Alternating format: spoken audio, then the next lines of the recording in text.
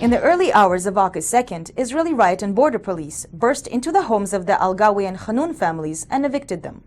The two families make up 58 newly homeless men, women, and children. They say they are the latest in an Israeli campaign to ethnically cleanse occupied East Jerusalem in a state effort to make the neighborhood more Jewish. We are asking all the world to help us, like the UNRWA and the UN and the US, the European Union.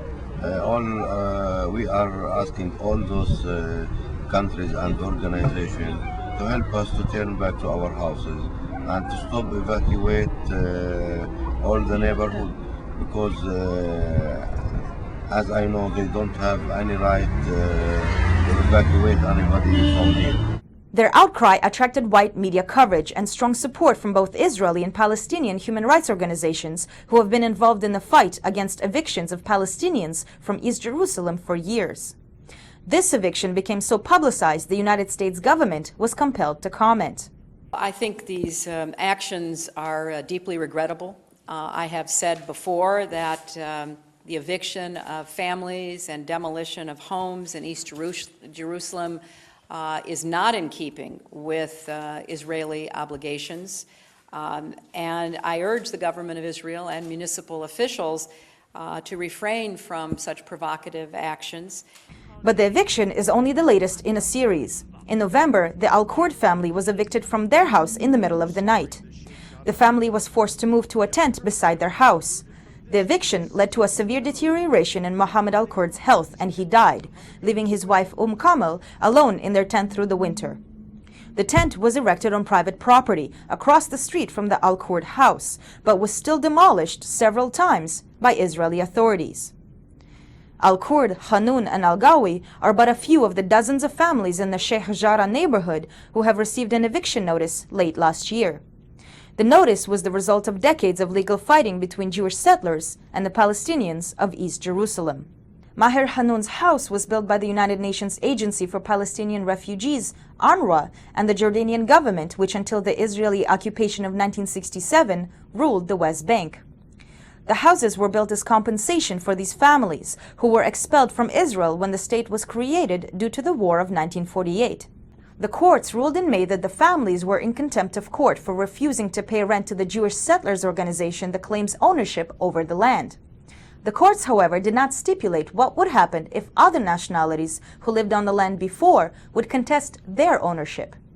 The Ottoman Empire ruled over the area for centuries, so perhaps one can argue that Turkish citizens can lay claim to that neighborhood too. Before there were European crusaders, the Romans, the Canaanites, the Greeks, we can maybe even go as far back as the ancient Egyptian takeover thousands of years ago.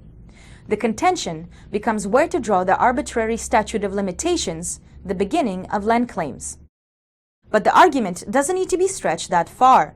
The real question lies in what would happen if Palestinians were to claim the houses from which they were expelled only 61 years ago, which today are inhabited by Israelis. The Real News spoke to Stephen Landman, co-host of the Global Research Hour and research associate for the Center for Research and Globalization, about this question. Landman explains that the reverse could not happen because immediately after the creation of the state, Israel instituted a series of laws preventing Palestinian refugees from claiming rights to their homes and restricting sale of land and houses. Well, after the 47-48 war, beginning in June 1948, Israel began enacting laws to solidify the new state of Israel, to legitimize the new state, to legitimize the seizure of Palestinian land to make it exclusively for Jewish use. June 1948, the Abandoned Areas Ordinance, it referred to, in quotes, any area or place conquered by or surrendered to armed forces or deserted by all or part of its inhabitants. Well, just think for a moment. Abandoned. People were running for their lives, the ones that weren't killed. So Israel calls this abandoned land, surrendered, and basically said, this law says that Palestinians are prohibited from returning and claiming their property. The land was no longer theirs, and the property on it was no longer theirs. And that meant that Palestinians lost all rights and were subject to whatever laws Israel enacted. And it went on. There were other laws. There was one in 1950 called the Absentees Property Law. Basically, it's talking about the same thing. Another one in March 1950, the Development Authority Transfer of Property Law. This was a legal ploy to shield Israel from being accused of confiscating abandoned Palestinian land. But again, Palestinians who ran for their lives, as anybody would, they're prohibited from going back. Israel took the land. It's now theirs. Case closed. The Israeli Land Authority is able to allocate lands exclusively for Jews and prohibit Palestinians from having them by a very simple process. Laws are enacted.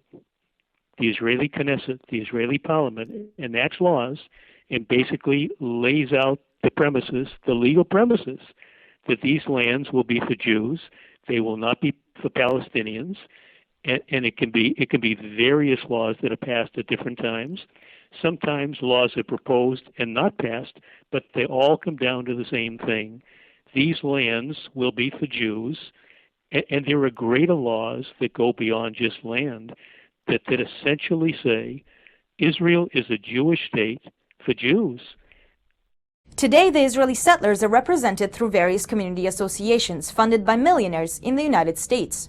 These associations, such as Ateret Kohanim, which fought to evict Palestinians from the neighborhoods of Silwan, Sadia, and Wadi Joz, and the Halat Shimon International, that's now fighting to evict these families of Sheikh Jarrah.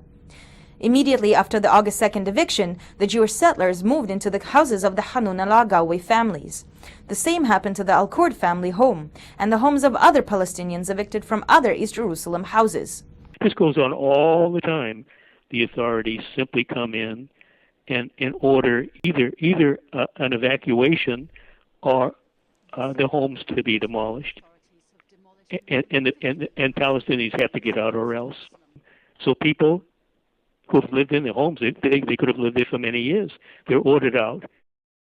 If they kick us out, we will be homeless because we are refugees, and we are refugees again now. And we are here, as you see, sleeping at the street.